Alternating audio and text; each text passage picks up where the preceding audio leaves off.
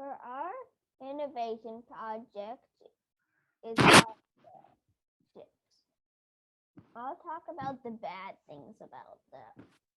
The first bad thing about them is that they take too long, and the ocean is very big, so they take a while. Also, they're not fuel efficient.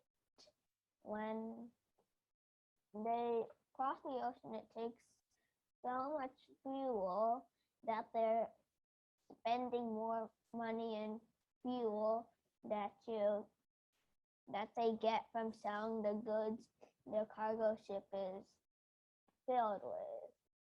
Also, they create a lot of pollution by releasing things that are bad gases and other things like that. Finally, not all ports can carry cargo ships because they're so big and the ports are too small. And that was why cargo ships aren't the best way to ship goods and stuff.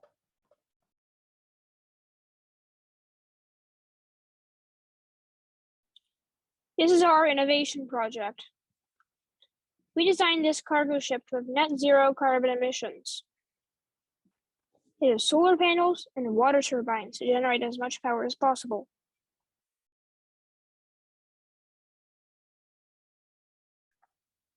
Solar panels are retractable and located on the top and sides of the ship. They are positioned to pick up the most sunlight during sunrise, sunset, and noon. We chose retractable solar panels for optimum cargo movement along all axes. Our massive solar cells collect enough solar energy to power the propellers and move the cargo ship.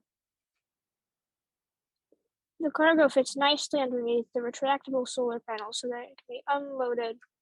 The same tools that are used now. The solar panels are designed to move out of the way of cargo and cargo cranes.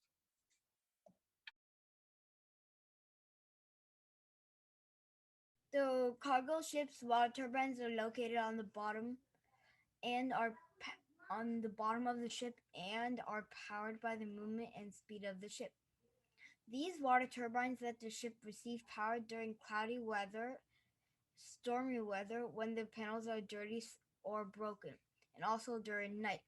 If the ship is just drifting, it will receive power from the water turbines till the batteries come back online.